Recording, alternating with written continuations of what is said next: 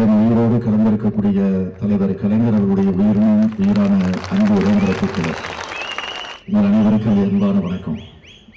இன்று காலையிலிருந்து கரூர் மாவட்டத்திலே குறிப்பாக அரவாக்குறிச்சி சட்டமன்ற தொகுதியிலே பல்வேறு நிகழ்ச்சிகளில் பங்கேற்கக்கூடிய ஒரு வாய்ப்பு எனக்கு கிடைத்திருக்கிறது. பல நிகழ்ச்சிகளில் கலந்து கொள்ளக்கூடிய வாய்ப்பு கிடைத்திருக்கிறது என்று சொல்வதை விட தேர்தல் பணியை முடுக்கிவிடக்கூடிய வகையில் நடைபெறக்கூடிய நிகழ்ச்சிகளில் பங்கேற்கக்கூடிய வாய்ப்பு எனக்கு கிடைத்திருக்கிறது. ஆகவே இந்த வாய்ப்பை பெற்றமைக்கு நான் மகிழ்ச்சி அடைகிறேன், பெருமைப்படுகிறேன். திராவிட முன்னேற்றக் கழகத்தின் சார்பில் தமிழகத்தில் இருக்கக்கூடிய 12,617 கிராம ஊராட்சிகளில் நம்முடைய பயணத்தை நடத்திட திட்டமிட்டு அந்த பணியினை முதல் கட்டமாக கடந்த 3ஆம் தேதி நான் திருவாரூர் மாவட்டத்தில் தலைவர் கலைஞர்களுடைய தொகுதியாக விளங்கிக் கொண்டிருக்கக்கூடிய திருவாரூர் தொகுதியில புலிவலம் ஊராட்சியில அந்த பணியை நான் தொடங்கினேன். அதற்கு பிறகு சில மாவட்டங்களில் சில ஊராட்சிகளில் பங்கேற்கக்கூடிய வாய்ப்பையும் நான் பெற்றேன். இன்று கரூர் மாவட்டத்தில் அரவாக்குறிச்சி சட்டமன்ற தொகுதியில 2 இடங்களில் 2 ஊராட்சிகளில் ஊராட்சி சபை கூட்டத்தில் காலையில பங்கேற்றுவிட்டு மாலையில இந்த தொகுதிக்கு உட்பட்டிருக்கக்கூடிய வாக்குச்சாவடியினுடைய முகவர்களை சந்திக்கக்கூடிய வாய்ப்பை பெற்றிருக்கிறேன். நான் ஊராட்சி சபை நிகழ்ச்சிகளுக்கு செல்லுகிற போது அந்த ஊராட்சி சபையில் இருக்கக்கூடிய பொதுமக்களிடத்தில் மாத்திரம் உரையாற்றிவிட்டு செல்லக்கூடிய வழக்கத்தை பெறாமல் அந்த ஊராட்சிக்கு உட்பட்டிருக்கக்கூடிய வாக்குச்சாவடி முகவர்களையும் தனியாக சந்திக்கக்கூடிய வாய்ப்பை தொடர்ந்து பெற்று வருகிறேன். நான் மட்டுமல்ல,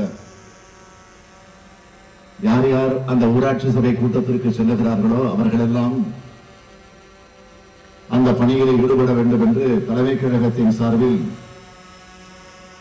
தலைவர் என்கிற முறையில நான் உத்தரவிட்டு அந்த பணியை நம்முடைய முன்னோடிகள் நிறைவேற்றிக் கொண்டு வருகிறார்கள். ஆக நான் சென்ற அந்த ஊராட்சி சபை கூட்டங்களில் அந்த கூட்டங்களை முடித்துவிட்டு வாக்குச்சாவடி முகவரை அழைத்து பேசுகிற நேரத்தில் அவர்கள் அத்தனை பேரும் வந்திருக்கிறார்களா,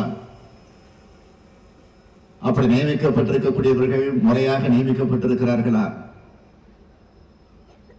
என்பதை கண்காணிப்பதற்கு என்று சொல்வதை விட நம்முடைய அமைப்பில் இருக்கக்கூடிய நிர்வாகிகளை ஊக்கப்படுத்துகிற உற்சாகப்படுத்துகிற அந்த நிலையில அந்த பணியை நான் தொடர்ந்து மேற்கொண்டு வருகிறேன். ஆனால் 100 பேர், 150 பேர், 200 பேர் என்ற நிலையில தான் ஒவ்வொரு ஊராட்சியிலும் இடம்பெறக்கூடிய வாய்ப்பு. ஆனால் இங்கே தொகுதி முழுவதும் நீங்கள் இங்கே திறந்திருக்கிறீர்கள் வாக்குச்சாவடி முகவர்களாக. இது போன்ற நிகழ்ச்சியை நடத்திட வேண்டும் என்று நம்முடைய மாவட்ட செயலாளர் அவர்களும் அன்புக்குரிய செந்தில் பாலாஜி அவர்களும் என்னிடத்திலே கலந்து பேசிக் கொண்டிருந்த போது தனித்தனியாக அழைத்து பேசினால் நீங்கள் பங்கேற்கக்கூடிய இந்த ஊராட்சி சபை கூட்டத்தில் இடம்பெற்றிருக்கக்கூடியவர்கள் தான் பங்கேற்பார்கள். ஆக 2 அல்லது 3 ஊராட்சியை சம்பந்தப்பட்டிருக்கக்கூடிய வாக்குச்சாவடி முகவர்கள் தான் பங்கேற்பார்கள். எனவே தொகுதி முழுமையும் இருக்கக்கூடிய அத்தனை பாக முகவர்களை நாங்கள் அழைத்து ஒரு இடத்திலே திரட்டுகிறோம், அதிலே வந்து நீங்கள் பங்கேற்க வேண்டும் என்று என்னிடத்தில் எடுத்து சொல்லி அந்த வகையில் இந்த நிகழ்ச்சி ஏற்பாடு செய்யப்பட்டிருக்கிறது. இந்த பாக முகவர்களுடைய வாக்குச்சாவடி முகவர்களுடைய இந்த கூட்டத்தை பார்க்கிற நேரத்தில் எனக்கு என்ன தோன்றுகிறது என்று கேட்டால், ஏதோ முகவருடைய மாவட்ட அளவில் நடைபெறக்கூடிய ஒரு மாநாடு போல இந்த நிகழ்ச்சி ஏற்பாடு செய்யப்பட்டிருக்கிறது.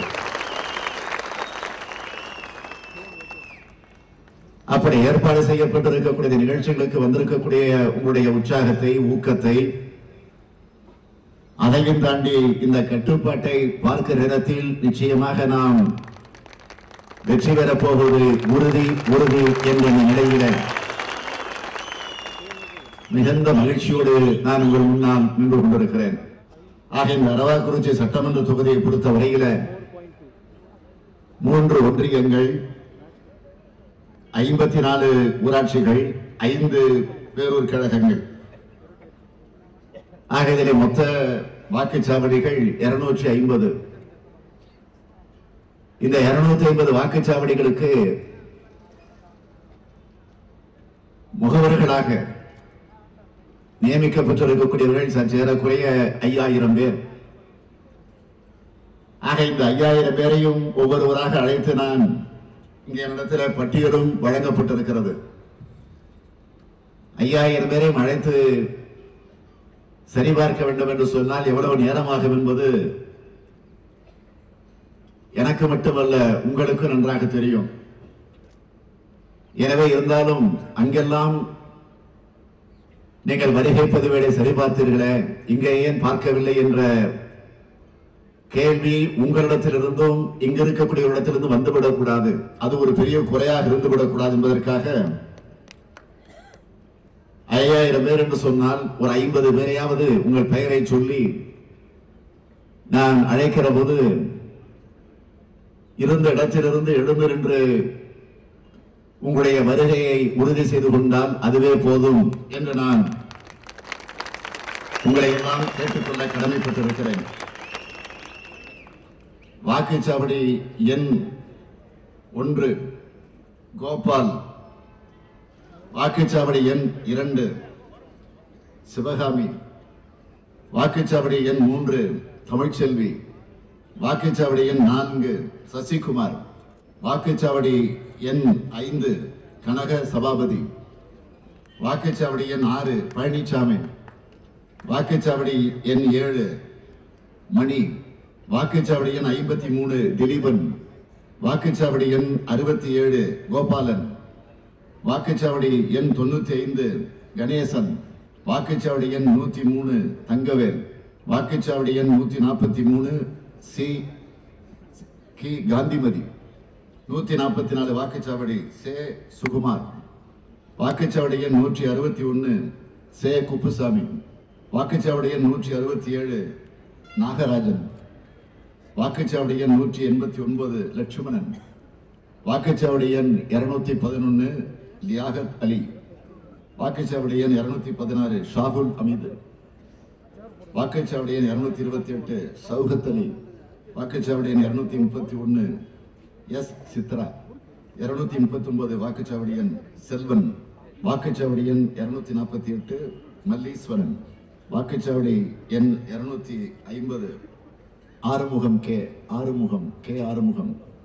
ஆக இந்த வருகை பதிவேடை பொறுத்தவரையில நான் முழுமையாக பெயரை சொல்லி அதை சரிபார்த்தால் எந்த அளவுக்கு திருப்தி அடைந்திருப்பேனோ, அடையாளத்திற்காக ஒரு 20-25 பேரை அழைத்து நான் முழு அளவிற்கு திருப்தி அடைந்திருக்கிறேன் என்பதை பெருமையோடு தெரிவித்துக் கொள்ள விரும்புகிறேன். இந்த நிகழ்ச்சியினுடைய நோக்கம் என்ன என்பதை பற்றி நான் முதலில் உங்களுக்கு சொல்லியாக வேண்டும். நம்முடைய துணை பொதுச் செயலாளர் அவர்கள், அதேபோல் அதற்கு முன்பு உரையாற்றிய செந்தில் பாலாஜி அவர்கள் உரையாற்றிய நேரத்திலே இன்றைக்கு நாட்டில் இருக்கக்கூடிய சூழ்நிலைகளை பற்றி, குறிப்பாக இந்த ஆட்சியை நடத்தக்கூடிய எடப்பாடி பழனிசாமி அவர்களை பற்றி விளக்கமாக உங்களிடத்திலே சொல்ல நேரமில்லை என்று சொன்னாலும் சுருக்கமாக சொல்ல வேண்டிய சில செய்திகளை எடுத்து சொல்லி இருக்கிறார்கள். ஆக அப்படிப்பட்ட இந்த ஆட்சியை அப்புறப்படுத்த வேண்டும் என்ற ஒரே நோக்கத்தோடு தமிழகத்தில் நடந்து கொண்டிருக்கக்கூடிய இந்த ஆட்சியை மட்டுமல்ல, இந்த கொடுமையான ஆட்சிக்கு, அக்கிரம ஆட்சிக்கு, கரப்ஷன், கமிஷன், கலெக்ஷன் நிறைந்த இந்த ஆட்சிக்கு முடிவு கட்ட, அப்படிப்பட்ட இந்த ஆட்சிக்கு துணை நிற்கக்கூடிய மத்தியில் இருக்கக்கூடிய பாசிச பாரதிய ஜனதா கட்சியினுடைய ஆட்சி, இந்த இரண்டு ஆட்சிகளை அப்புறப்படுத்த வேண்டும் என்பதற்காகத்தான் இந்த வியூகத்தை நாம் அமைத்திருக்கிறோம். மக்களிடம் செல்வோம், மக்களிடம் சொல்வோம், மக்களின் மனங்களை வெல்வோம் என்கிற அந்த மகத்தான லட்சிய முழக்கத்தோடு நாம் இந்த பயணத்தை தொடங்கி இருக்கிறோம். நாம் நடத்தக்கூடிய இந்த நிகழ்ச்சி இன்றைக்கு நமக்கு ஒரு மிகுந்த எழுச்சியை, உணர்ச்சியை, ஆர்வத்தை, ஆரவாரத்தை ஏற்படுத்தி இருக்கிறது. ஆனால் இன்றைக்கு நம்மை எதிர்த்துக் கொண்டிருக்கக்கூடியவர்களுக்கு, குறிப்பாக ஆளுங்கட்சியை சார்ந்தவர்களுக்கு, மத்தியில் இருக்கக்கூடிய ஆளுங்கட்சியாக இருந்தாலும், மாநிலத்தில் இருக்கக்கூடிய ஆளுங்கட்சியாக இருந்தாலும், அவர்களுக்கு ஒரு கிளியை ஏற்படுத்தி இருக்கிறது, அச்சத்தை ஏற்படுத்தி இருக்கிறது என்பது உண்மை. அதனாலதான் அவர்கள் இந்த ஊராட்சி சபை கூட்டத்தையே கேலி செய்து, கிண்டல் புரிந்து பேசக்கூடிய அந்த செய்திகள் எல்லாம் பத்திரிகைகளில், ஊடகங்களில் தொடர்ந்து வந்து கொண்டிருக்கிறது. நாம் அதை பற்றியெல்லாம் கவலைப்பட வேண்டிய அவசியம் இல்லை. ஒரே வரியில் சொல்ல வேண்டும் என்று சொன்னால், நாம் ஆட்சிக்கு வர வேண்டும் என்று திராவிட முன்னேற்ற கழகத்தில் இருக்கக்கூடிய நாங்களாக இருந்தாலும், நீங்களாக இருந்தாலும், நாம் விரும்புவதை விட இன்றைக்கு தமிழ்நாட்டு மக்கள் அதிகமானவர்களுக்கு நம்பிக்கையோடு, அதை ஆவலோடு எதிர்நோக்கி காத்திருக்கிறார்கள். அதுதான் உண்மை. ஆக அந்த நம்பிக்கையை நாம் காப்பாற்ற எப்படி நடந்து கொள்ள போகிறோம், எப்படி நடந்து கொள்ள வேண்டும், நம்முடைய கூட்டங்களுக்கு வரக்கூடிய மக்களிடத்தில் அவர்கள் முகங்களை பார்க்கிற போது இரண்டு விஷயங்கள் தெளிவாக தெரிகிறது. ஒன்று, நரேந்திர மோடியை ஆட்சியை, இன்னொன்று எடப்பாடி தலைமையில் இருக்கக்கூடிய இந்த ஆட்சியை அப்புறப்படுத்த வேண்டும் என்கிற அந்த கோப ஆவேசத்தோடு அவர்கள் காத்துக் கொண்டிருக்கிறார்கள். காரணம், மோடி மீதும் எடப்பாடி மீதும் ஒரே சேர, அதே நேரத்தில் திராவிட முன்னேற்ற கழகத்தின் மீது அசைக்க முடியாத ஒரு நம்பிக்கையை இன்றைக்கு மக்கள் பெற்றிருக்கிறார்கள். அதை நாம் பயன்படுத்திக் கொண்டாக வேண்டும். தேர்தல் நேரத்தில் அதை சரியாக கவனித்து அவருடைய வாக்குகளை நம்முடைய இயக்கத்திற்கு வந்து சேரக்கூடிய வகையிலே அந்த சூழ்நிலை ஏற்படுத்தி தர வேண்டும். தலைவர் கலைஞர் அவர்கள் எந்த நிகழ்ச்சியாக இருந்தாலும் அவர் தொடக்கத்தில் என் உயிரினும் மேலான அன்பு உடன்பிறப்புகளே என்றுதான் அழைப்பார்கள். எனவே அப்படிப்பட்ட அந்த அன்பு உடன்பிறப்புகளிடத்திலே தான் நாம் பெற இருக்கக்கூடிய வெற்றிக்கணி ஒப்படைக்கப்பட்டிருக்கிறது என்பதை நீங்கள் மறந்துவிடக் கூடாது. 1957 ஆண்டு 15 இடங்களில் முதலாக வெற்றி பெற்று சட்டமன்றத்திற்குள்ளே நுழைகிறோம். அதற்கு பிறகு 62ஆம் ஆண்டு நடைபெற்ற சட்டமன்ற தேர்தலில் 50 இடங்களில் வெற்றி பெற்று சட்டமன்றத்திற்குள்ளே எதிர்க்கட்சியாக நுழைகிறோம். 67ஆம் ஆண்டு அண்ணா தலைமையில ஆட்சி பொறுப்பேற்று 138 இடங்களை பிடித்து நாம் சட்டமன்றத்திற்குள்ளே ஆட்சி பொறுப்பெடுப்பு அமருகிறோம். இப்படிப்பட்ட படிப்படியான இந்த வெற்றிக்கு பல காரணங்கள் இருந்தாலும், அன்றைக்கு 67ஆம் ஆண்டு மிகப்பெரிய தோல்வியை சந்தித்த காங்கிரஸ், அதனுடைய முதலமைச்சராக இருந்த அவர் முதலமைச்சரே தோற்று போன வரலாறு. முன்னாள் முதலமைச்சர் பெரியவர் பக்தவச்சலம் 67 ஆட்சிக்கு வருகிறோம், பதவியேற்க இருக்கிறோம், வெற்றி பெறுகிறோம், அண்ணா தலைமையில பொறுப்பேற்கிறோம். அப்பொழுது ஊடகத்துறையை சார்ந்தவர்கள், பத்திரிகை துறையில் இருக்கக்கூடியவர்கள் எல்லாம் முன்னாள் முதலமைச்சர் என்கிற அந்த முறையோடு, அந்த மரியாதையோடு பெரியவர் பக்தவச்சலம் இல்லத்திற்கு சென்று அவரிடத்திலே போய் செய்தி கேட்கிறார்கள். தமிழ்நாட்டிலே ஆட்சி மாற்றம் வந்திருக்கிறது, அண்ணா முதலமைச்சராக பொறுப்பேற்கிறார், திராவிட முன்னேற்ற கழகம் ஆட்சி பொறுப்பேற்கிறது, எனவே உங்களால் ஏதேனும் செய்தி சொல்ல முடியுமா என்று கேட்ட நேரத்தில் அவர் சொன்னது, தமிழ்நாட்டிலே விஷக்கிருமிகள் பரவிவிட்டன, அந்த விஷக்கிருமிகளுடைய காலால் அழித்து ஒழிக்கப் போகிறேன் என்று சொன்னார். அழிக்க நினைத்தவர் தான், ஒழிக்க நினைத்தவர் தான் அழிந்து போனாரே தவிர, ஒழிந்து போனாரே தவிர கழகம் அழிந்த வரலாறு கிடையாது. இந்த செய்தியை சொல்லிவிட்டு இன்னொரு செய்தியை சொன்னார். அதுதான் முக்கியமான செய்தி. ஒரு நிருபர் கேட்டார், திமுக இந்த அளவுக்கு வெற்றி பெற்றிருக்கிறது, இதற்கு என்ன காரணம் என்று கேட்ட நேரத்தில் வெளிப்படையாக மனதில் இருந்தது அப்படியே வெளிப்படையாக முன்னாள் முதலமைச்சர் பெரியவர் பக்தவச்சலம் சொன்னது என்ன தெரியுமா? திமுக காரன் சிங்கிள் டீயை குடிச்சுக்கிட்டே வேலை பார்த்தான், அதனாலதான் இவ்வளவு ஒரு வெற்றியை பெற்றிருக்கிறார்கள். காரணம் அந்த அளவிற்கு நம்முடைய உழைப்பு, நம்முடைய தொண்டர்களுடைய அந்த உழைப்பு இருந்திருக்கிறது.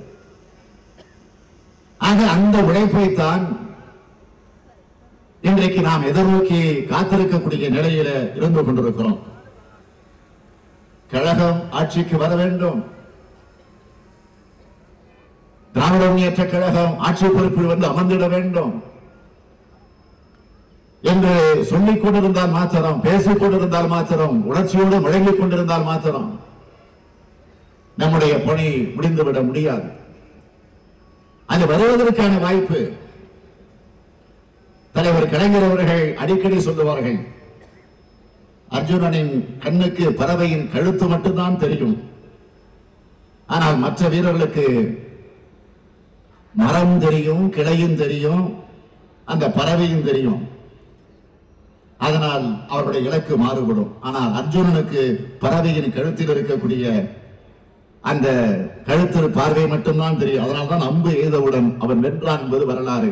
அதுபோல் திராவிட முன்னேற்ற கழகத்தை பொறுத்தவரையில் வெற்றி என்ற அந்த இலக்குத்தான் பெரிதாக வேண்டும் என்பதை நான் உங்களுக்கு நினைவுபடுத்த விரும்புகிறேன். கலைஞர் சொன்னது,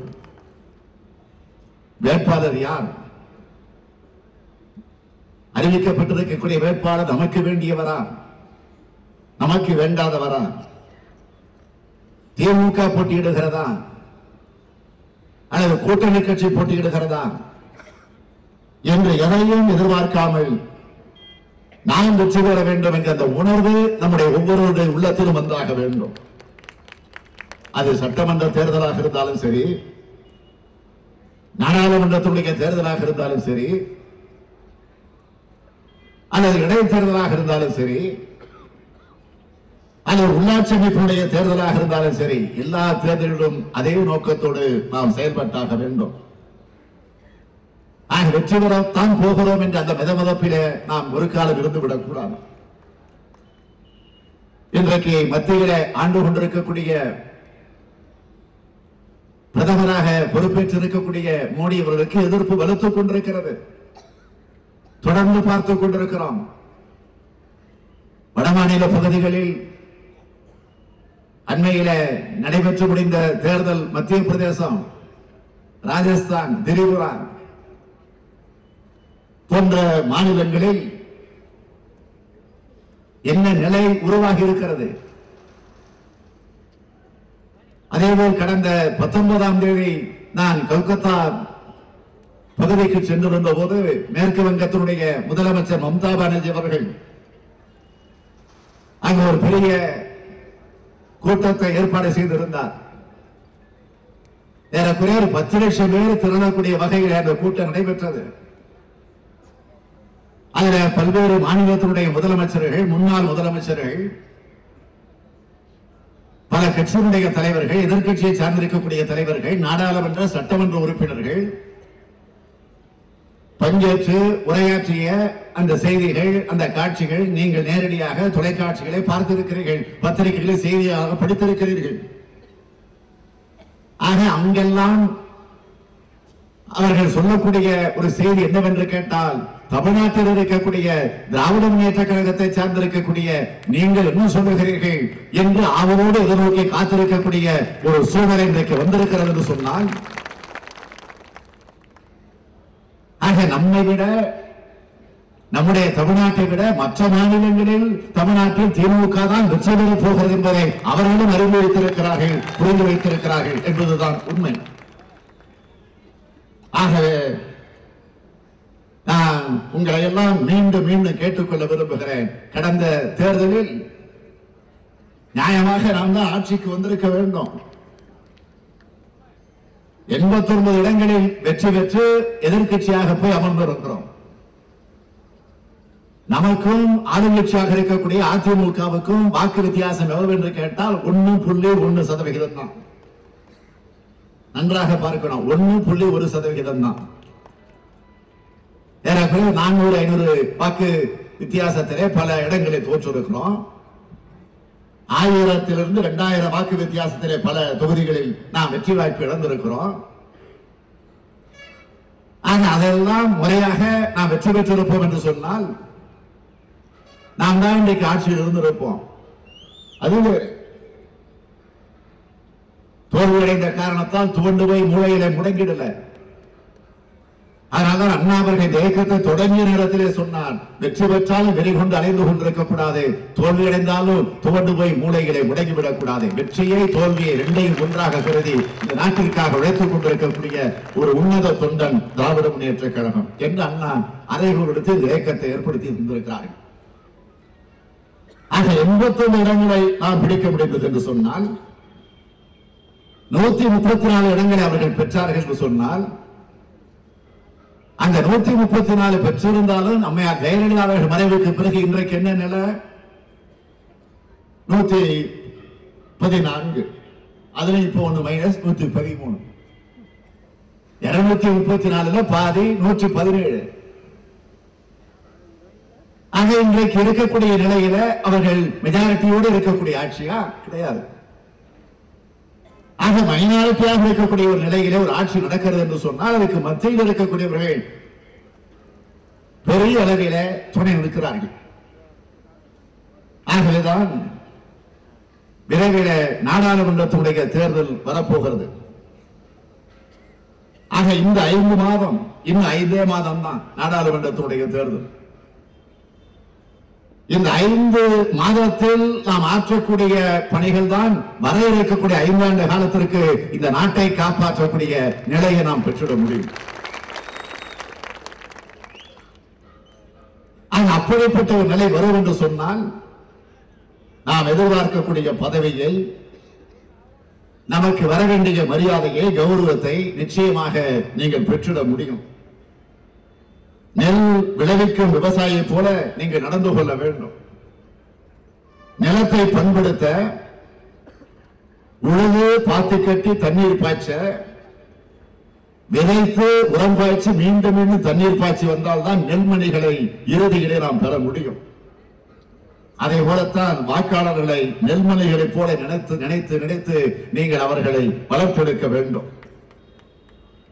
தொடர்ந்து அந்த வாக்காளர்களை சந்திக்கின்ற பழக்கத்தை நீங்கள் பெற்றுக் கொண்டாக வேண்டும். ஆக தலைவர் பார்த்துக் கொள்வார், தலைமை கழகம் பார்த்துக் கொள்ளும், மாவட்ட செயலாளர் பார்த்துக் கொள்வார், ஏன் வேட்பாளர் பார்த்துக் கொள்வார் என்று நீங்கள் அதிலே கொஞ்சம் அலட்சியமாக இருந்து விடக்கூடாது. நீங்கள் எந்த ஊராட்சி அல்லது வட்டத்தின் பிரதிநிதியாக எந்த பூத் உங்களுக்கு ஒதுக்கப்பட்டிருக்கிறதோ அங்குள்ள வாக்காளர்களை கவனிக்க வேண்டியது, அவர்களை முறையாக வாக்குச்சாவடிக்கு அழைத்து வருவது, அழைத்து வரக்கூடியவர்களை நம்முடைய உதயசூரியன் சின்னத்திற்கு வாக்களிக்கக்கூடிய வகையில நீங்கள் பணியாற்றுவது உங்கள் கடமை, உங்களுடைய கடமை என்று ஒரு முறை அல்ல 100,000 முறை நான் உங்களுக்கு நினைவுபடுத்துகிறேன். வாக்காளர்களில் பலதரப்பட்ட வாக்காளர்கள் இருக்கிறார்கள். ஒருவர் மாதிரி ஒருவர் நிச்சயமாக இருக்க மாட்டார்கள். திராவிட முன்னேற்ற கழகத்தினுடைய உறுப்பினர் அட்டை பெற்றவர்களும் இருப்பார்கள், திமுக கழகத்தினுடைய உறுப்பினர் அட்டையும் பெறாதவர்களும் இருப்பார்கள், திமுக ஆதரவாளர்களாக இருப்பார்கள், ஏன் நம்முடைய இயக்கத்தினுடைய அனுதாபிகளாக கூட இருப்பார்கள், கூட்டணி கட்சியை சார்ந்தவர்களாக கூட இருப்பார்கள், ஏன் நம்முடைய எதிர்கட்சியை சார்ந்த தொண்டர்களாக கூட இருப்பார்கள், ஏன் கட்சிக்கே சம்பந்தமில்லாத அரசியல் சார்பற்ற நிலையிலே இருக்கக்கூடிய பொதுமக்களும் இருக்கிறார்கள். கட்சி சார்பு அரசியல் நோக்கம் இல்லாத இது பற்றி கவலைப்படாத பொதுமக்களும் இருக்கிறார்கள். வெற்றி பெற போகக்கூடிய கட்சிக்கு ஓட்டு போடலாம் அப்படின்னு நினைச்சிட்டு இருக்கக்கூடியவங்களும் இருப்பாங்க. இதையெல்லாம் தாண்டி வாக்குச்சாவடிக்கு வராதவர்களும் இருப்பார்கள். ஆக உங்கள் பூத்தில் இடம்பெற்றிருக்கக்கூடிய வாக்காளர்களில் யார் யார் நான் பட்டியல் போட்டேனே அந்த வகையை சார்ந்திருக்கக்கூடியவர்கள் யார் யார் என்பது அந்த பூத் கமிட்டியில் இருக்கக்கூடிய உறுப்பினருக்கு நிச்சயமாக தெரிந்திருக்க வேண்டும். முதல் 5 வகைப்பட்டவர்களில் ஒரு ஓட்டு கூட விடுபடாமல் நமக்கு பதிவாக வேண்டும். வாக்காளர் பட்டியலுடைய பெயர்கள் முழுமையாக இருக்கிறதா என்பதை சரிபார்க்க வேண்டும். தேர்தல் நாளன்று வெளியூருக்கு போய் விடுவார்கள்.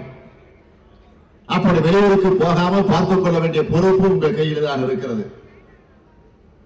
அதையும் தாண்டி வெளியூருக்கு போய்விட்டால் அவர்கள் எப்படி வரவழைப்பது, எப்படி வரவழைத்து அவர்களை வாக்குச்சாவடிக்கு அழைத்து வருவது என்ற அந்த திட்டத்தையும் நீங்கள் இப்பொழுதே உருவாக்கிக் கொள்ள வேண்டும். இவர்கள் நமக்குத்தான் வாக்களிப்பார்கள் என்ற அலட்சியம் உங்களிடத்தில் இருந்துவிடக்கூடாது. அல்லது நமக்கு ஓட்டு போட மாட்டாங்க விட்டுவிடலாம் என்ற அந்த நினைப்பு உங்களுக்கு இருந்துவிடக்கூடாது. அவர்களையும் கவர் செஞ்சு அவர்களுடைய உணர்வையும் மாற்றக்கூடிய அளவிற்கு உங்களுடைய செயல்பாடுகள் இருந்திட வேண்டும் என்று நான் கேட்டுக்கொள்ள கடமைப்பட்டிருக்கிறேன். ஆகவே இந்த நிலையை நீங்கள் தொடர்ந்து பின்பற்றக்கூடிய ஒரு ஊர்தியை ஏதோ கூறினோம் அழைத்து நம்மை எல்லாம் மரியாதைப்படுத்தினார்கள், நமக்கு ஒரு கௌரவம் கொடுத்தார்கள், ஏதோ மேடையில் அவர்கள் பேசினார்கள், அதை உட்கார்ந்து கேட்டோம் என்பதோடு நம்முடைய கடமை முடிந்து விடாமல் நீங்கள் உங்களுடைய பணியை சிறப்போடு நிறைவேற்றுவதற்கான முயற்சிகளை நீங்கள் ஈடுபட்டாக வேண்டும். ராமன் ஆண்டால் என்ன, ராவணன் ஆண்டால் என்ன என்று இருக்க முடியாது. அவர்களுக்கு சொல்லுங்கள், நீங்கள் இப்படி இருக்கக்கூடிய காரணத்தால் தான் யார் யாரோ வந்து பொறுப்பில் வந்து உட்கார்ந்து விடுகிறார்கள். எனவே உங்களுடைய துன்பங்களை உணர்ந்து பாருங்கள். நீங்கள் இப்போது பட்டுக் கொண்டிருக்கக்கூடிய கஷ்டத்தை எண்ணி பாருங்கள். திராவிட முன்னேற்ற கழகம் 5 முறை தலைவர் கலைஞர் அவர்கள் தலைமையிலே தமிழ்நாட்டிலே ஆட்சி பொறுப்பில் இருந்த நேரத்தில் செய்திருக்கக்கூடிய திட்டங்கள், சாதனைகள், அதையெல்லாம் அவர்களுக்கு நீங்கள் மீண்டும் நினைவுபடுத்தக்கூடிய ஒரு சூழ்நிலையை ஏற்படுத்தி தர வேண்டும். உதாரணத்திற்கு ஒன்றை நான் சொல்ல வேண்டும் என்று சொன்னால், தலைவர் கலைஞர் அவர்கள் தேர்தல் நேரத்தில் வாக்குறுதிகளை சொல்லுவார். அதிலும் குறிப்பாக தேர்தல் அறிக்கையை தயாரித்து இதுவரை எந்த கட்சியும் செய்ய முடியாத அளவிற்கு சொன்னதை செய்வோம் செய்வதை சொல்வோம் என்ற தலைப்பிலேயே தேர்தல் அறிக்கையை தயாரித்து வெளியிடக்கூடிய ஒரு கட்சி உண்டு என்று சொன்னால் அது திராவிட முன்னேற்ற கழகம் ஒன்றாகத்தான் இருந்துள்ள முடியும். இன்றைக்கு மோடி பிரதமராக இருக்கிறாரா? அவர் மிருக பலத்தோடு ஒரு மெஜாரிட்டியோடு போய் அமர்ந்திருக்கிறாரு டெல்லி நாடாளுமன்றத்தில். அதற்கு என்ன காரணம்? ஏற்கனவே இந்த மன்மோகன் சிங் சிறப்பாக தான் ஆட்சி நடத்தினார். ஆனா அதை விட இன்னும் வேகமாக ஆற்றுவார் என்று மக்களிடத்தில், தமிழ்நாட்டு மக்களிடத்தில் மட்டுமல்ல ஒட்டுமொத்த இந்தியா முழுவதும் இருக்கக்கூடிய மக்களிடத்தில் ஒரு நம்பிக்கை வந்துச்சு. காரணம், அந்த அளவிற்கு அவர் வேகமாக பிரச்சாரத்தை நடத்தியது மட்டுமல்ல, அந்த பிரச்சாரத்திலே எவ்வளவு வேகமாக பேசினார். அந்த வேகமாக பேசுகிறது எவ்வளவு உறவுகளை தந்தார், வாக்குறுதிகளை தந்தார். ஆக இப்படி பேசுகிறாரே, இவ்வளவு வேகமாக பேசுகிறாரே, ஆக நிச்சயமாக ஒரு பொறுப்புக்கு வந்தால் இதையெல்லாம் செய்வார் என்ற நம்பிக்கை மக்களிடத்தில் தோன்றியது. ஆனா அந்த இடத்திற்கு வந்தார், அவரே எதிர்பார்க்கல. அவ்வளவு இடங்களை பெற்று மிருக பலத்தை பெற்று அந்த பொறுப்பிலே வந்து அமர்ந்தார். ஆனா என்ன நிலை இன்னைக்கு? அவர் சொன்ன உறுதிமொழி ஒன்றாவது காப்பாற்றப்பட்டிருக்கிறதா? வந்தவுடனே அவர் சொன்னது முக்கியமான உறுதிமொழி, வெளிநாடு வங்கிகளில் இருக்கக்கூடிய, சுவிஸ் நாட்டில் இருக்கக்கூடிய வங்கிகள் இருக்கக்கூடிய, பல வெளிநாடுகளில் இருக்கக்கூடிய பேங்கில் இருக்கக்கூடிய கருப்பு பணங்களை எல்லாம் மீட்டு கொண்டு வந்து நான் இந்தியாவில் இருக்கக்கூடிய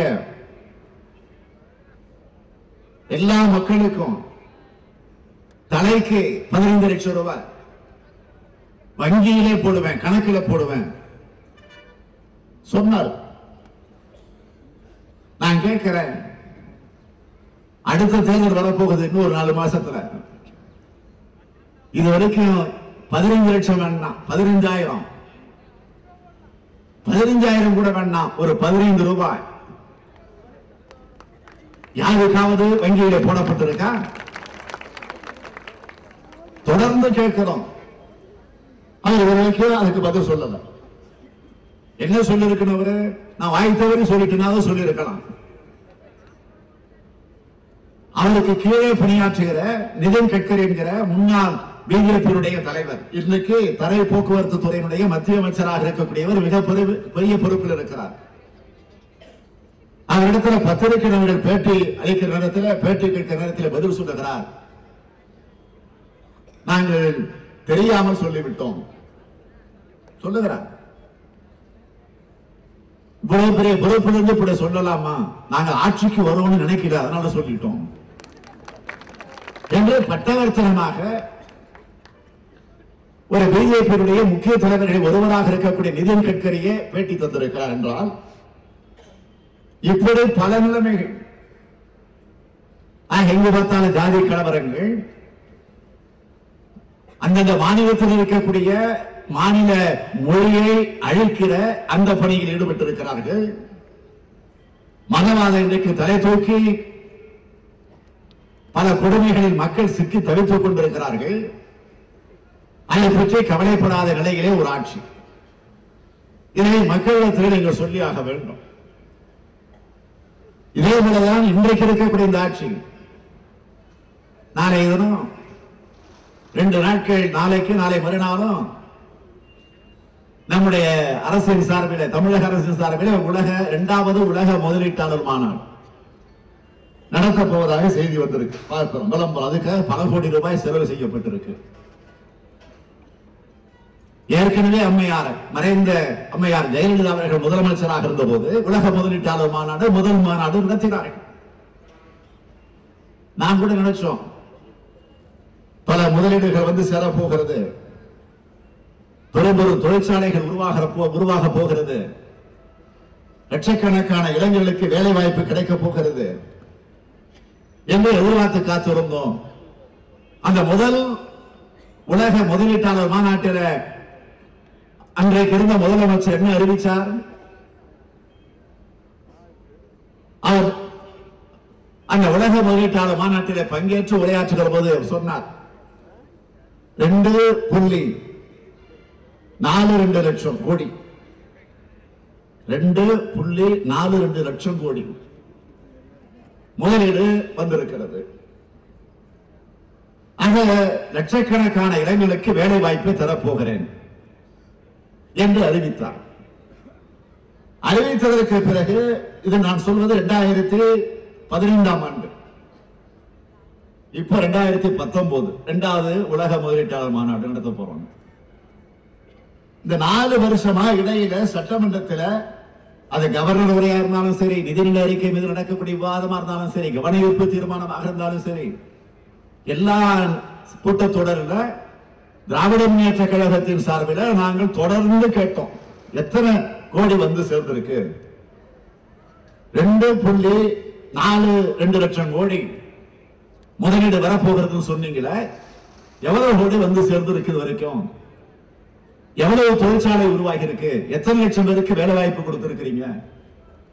ஒரு வெள்ளை அறிக்கையை, ஒயிட் பேப்பர், வெள்ளை அறிக்கையை சட்டமன்றத்திலே வையுங்கள் என்று தொடர்ந்து நான் கேட்டேன். சட்டமன்றத்திலே எதிர்கட்சி தலைவர்கிற முறையில் முறையாக வைக்கப்பட்டதா? இதுவரையில் வைக்கல. இப்ப 2வது உலக முதலீட்டாளர் மாநாடு நடத்த போறீங்களா? யாரை ஏமாற்ற, எந்த சூழ்நிலையில நடத்துறீங்க? நான் கேள்விப்பட்ட வரையில தெருவில் போற குப்பனையும் சுப்பனையும் பிடிச்சிட்டு வந்து, நீ சிங்கப்பூர், நீ மலேசியால இருந்து வந்திருக்கிற, நீ அந்த ஊர்ல வந்திருக்க, இந்த நாட்டில் வந்திருக்கன்னு சொல்லி கொண்டு வந்து அவனுக்கு கோட்டு சூட்டை போட்டு உள்ள வந்து உட்கார வச்சு ஒரு நாடகத்தை நடத்தி மக்களை திசை திருப்புகிற நிலையில தான் இன்றைக்கு இந்த ஆட்சி ஈடுபட்டிருக்கிறதை தவிர வேற இல்ல. ஆகவே இதையெல்லாம் நீங்கள் மக்களிடத்தில் எடுத்துச் சொல்லக்கூடிய அந்த நிலையை ஏற்படுத்தி தர வேண்டும் என்று நான் உங்களை எல்லாம் கேட்டுக்கொள்ள விரும்புகிறேன். அது மட்டும் இல்ல, வேற ஒண்ணும் வேணாம். நான் ஊராட்சி சபை கூட்டத்தில் தொடர்ந்து சொல்லிட்டு வர்றது, அம்மையார் ஜெயலலிதா அவர்கள் மறைந்து எவ்வளவு நாட்கள் ஆகியிருக்கிறது, எவ்வளவு ஆண்டு காலம் ஆகியிருக்கிறது என்பது உங்களுக்கு தெரியும். அவர் மறைந்ததற்கு பிறகு அந்த பொறுப்பை ஏற்றுக்கொண்டிருக்கக்கூடியவர்கள்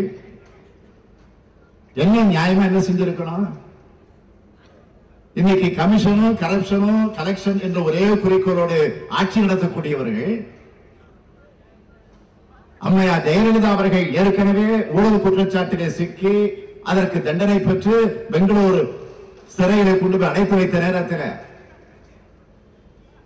அப்பொழுது தற்காலிகமாக ஒரு முதலமைச்சராக ஓபிஎஸ் அன்னைக்கு ஆக்கினாங்க. அப்படி பதவி பிரமாணத்தை கவர்னர் மாளிகையிலே செஞ்சாங்க. அதெல்லாம் நீங்க தொலைக்காட்சியில பார்த்திருப்பீங்க. விக்கி விக்கி அழுதாங்க பதவி எடுத்துக்கிறாங்க அத்தனை பேரும். பராசத்திலே சிவாஜி எழுதுறதுக்கு கூட தோக்கடிச்சு விக்கி விக்கி அழுதாங்க. அது உண்மையா அழுதாங்களா போடி அழுவலா தெரியாது நமக்கு. அந்த காட்சியெல்லாம் பார்த்தோம். ஆனா மறைந்து அதற்கு பிறகு பதவி பிரமாணம் கோட்டையில அந்த அம்மையார் மறைந்த பிறகு மீண்டும் முதலமைச்சராக அமைச்சராக பதவி. யாராவது ஒரு கல்ல தண்ணி வந்துச்சா பாத்தீங்களா? அது ஒரு பசப்பு நாடகம். அந்த அம்மாவால வளர்ந்தவர்கள், அந்த அம்மாவால் உருவாக்கப்பட்டவர்கள், அந்த அம்மாவால் இன்றைக்கு பொறுப்பில் இருக்கக்கூடியவர்கள், அந்த அம்மையார்களால் பல கோடி ரூபாய் கொள்ளையடிச்சிட்டு இருக்கிறோம். இன்னைக்கு தொடர்ந்து இறந்து இது நாள் வரையிலே எங்கேயாவது ஒரு இடத்துல ஒரு இரங்கல் கூட்டமாக நடத்தி இருக்கிறீங்களா? நான் கேட்கிறேன்.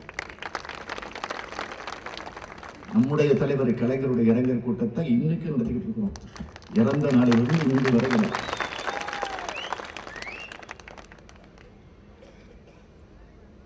மருத்துவமனையில அவரும் அம்மையார் அனுமதிக்கப்பட்டிருந்தார். நம்முடைய தலைவர் கலைஞர் அனுமதிக்கப்பட்டிருந்தார். கலைஞர் வயது முதிர்வின் காரணமாக, முதிர்ச்சியின் காரணமாக அவர் ஓய்வெடுக்க வேண்டிய அவசியம், வீட்டிலே இருந்து பல நாட்கள் ஓய்வெடுத்தார். ஆக அந்த சூழ்நிலையிலே அப்பொழுது நான் செயல் தலைவராக பொறுப்பேற்றுக் கொண்டேன். அதற்கு பிறகு மீண்டும் உடல்நலம் பாதிக்கப்பட்டு மருத்துவமனையிலே சேர வேண்டிய ஒரு சூழ்நிலை சேர்த்தோம். சேர்த்ததற்கு பிறகு தொடர்ந்து அவருடைய உடல்நிலையை பற்றி காலையில மாலையில தொடர்ந்து செய்திகளை வெளியிட்டுக் கொண்டிருந்தோம். உண்மை செய்திகளை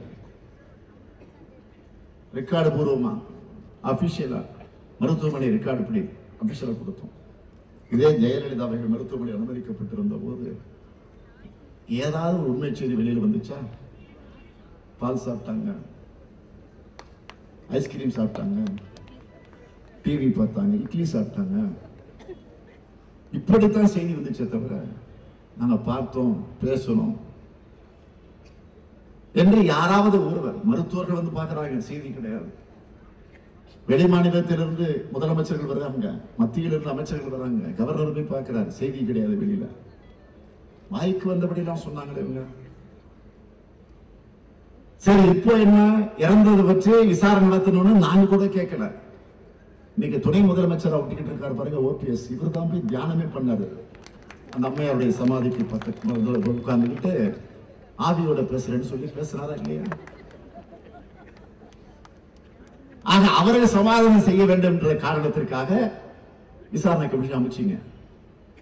அந்த விசாரணை கமிஷன் முறையா நடந்துட்டு இருக்க நான் கேட்கிறேன். அதுவும் நடக்கல முறையா. அதுக்கு உதாரணம் நான் வேற யாரையும் சொல்லல. அப்போ அந்த அமைச்சரவையில சட்டத்துறை அமைச்சராக இருக்கக்கூடிய சண்முகமே என்ன சொல்றாரு? இப்போ சண்முகம் என்ன சொல்லியிருக்காரு? ஒரு 15 நாட்களுக்கு முன்பு பத்திரிகை நிறுவனத்தில் பேசுகிற போது சொல்லுகிறார், விசாரணை கமிஷன் மீது எங்களுக்கு நம்பிக்கை இல்லை. விசாரணை கமிஷன் அமைச்சது ஆட்சி, முதலமைச்சர் எடப்பாடி பழனிசாமி. அந்த எடப்பாடி பழனிசாமி அமைச்சரவையில் இருக்கக்கூடிய சட்டத்துறை அமைச்சர் என்ன சொல்லுகிறார்? நம்பிக்கை இல்லை, சிபிஐ விசாரணை வேணும் கேட்கிறாரா இல்லையா? இதைத்தான் நாங்க முதலே கேட்டோம். நாங்க கேட்ட அரசியல் சொல்றீங்க. இறந்து போனவரை பற்றி தனிப்பட்ட முறையிலே விமர்சனம் செய்ய நான் தயாராக இல்லை, அது தேவையும் இல்லை. அப்படி கலைஞர் அவர்கள் நம்மை எல்லாம் வளர்க்கவும் இல்லை. எனவே அந்த பிரச்சனைக்கு நான் செல்ல விரும்பல.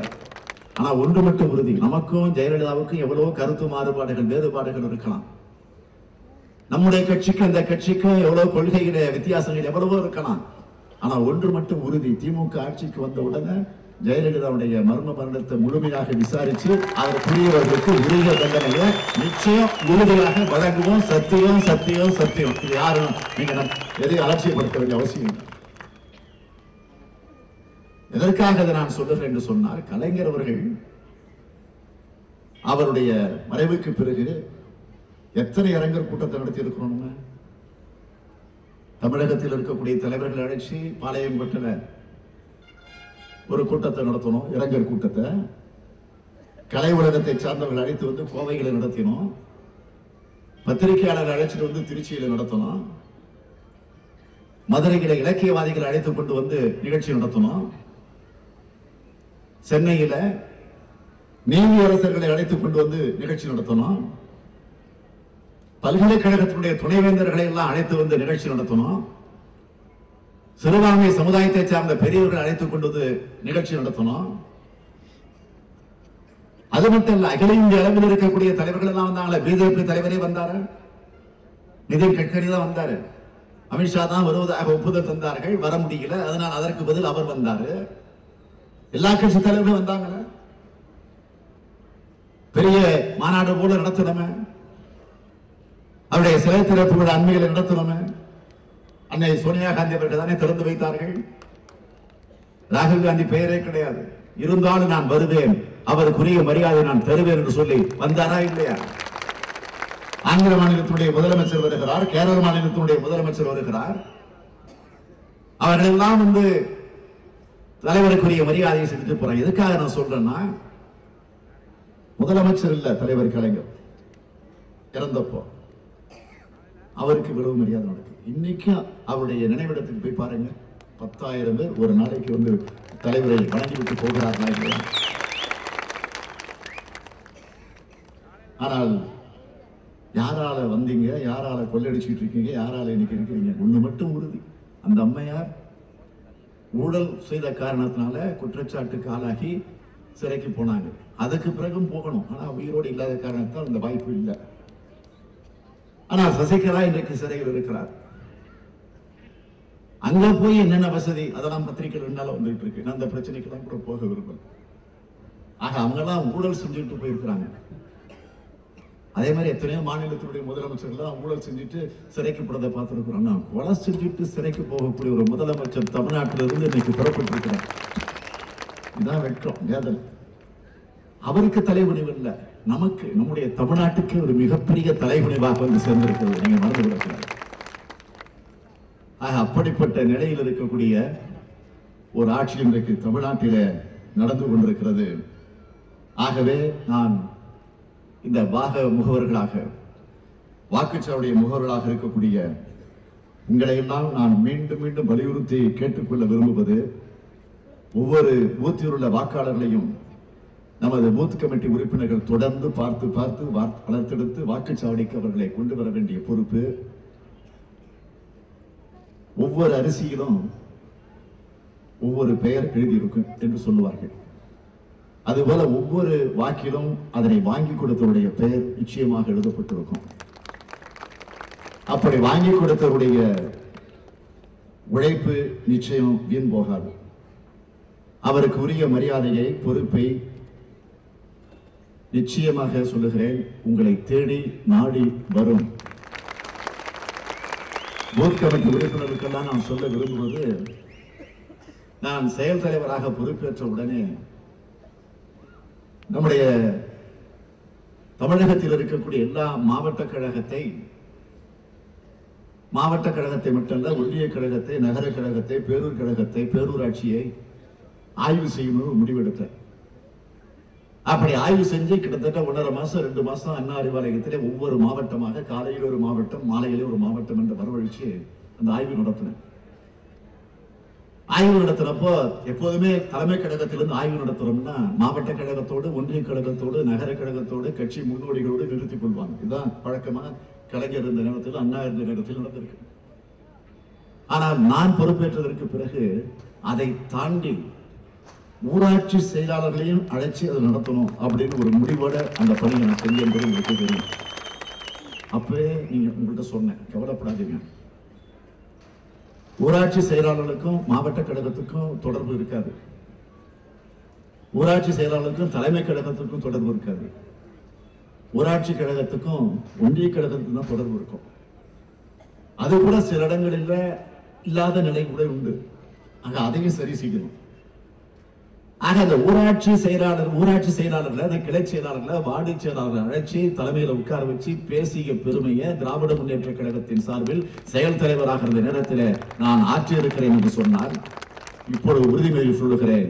இன்றைக்கு வாக்குச்சாவனுடைய முகவர்களை அழைத்து இங்கு உட்கார வைத்து உங்களோடு பேசக்கூடிய அந்த வாய்ப்பு பெற்றிருக்கிற போது, நீங்கள் ஆற்றக்கூடிய பணிகளுக்குரிய பொறுப்பு, அந்த மரியாதை வரக்கூடிய காலகட்டத்தில் நாம் ஆட்சிக்கு வருகிற நேரத்திலே உங்கள் அத்தனை பேருக்கும் வழங்கப்படும் என்ற நம்பிக்கையை உறுதியை தெரிவித்துக் கொண்டு, இவ்வளவு நேரம் இவ்வளவு அமைதியாக பொறுமையாக இருந்து நான் பேசிய இந்த பேச்சுக்களை எல்லாம் கேட்டுக் கொண்டிருந்தீர்களே, இந்த பொறுமையை, இந்த கட்டுப்பாட்டை பார்க்கிற போது உள்ளபடியே எனக்கு பெருமையாக இருக்கிறது. ஆகவே எதை பற்றியும் கவலைப்படாமல் பணியாற்றுங்கள், வெற்றியை உருவாக்கி தாருங்கள்.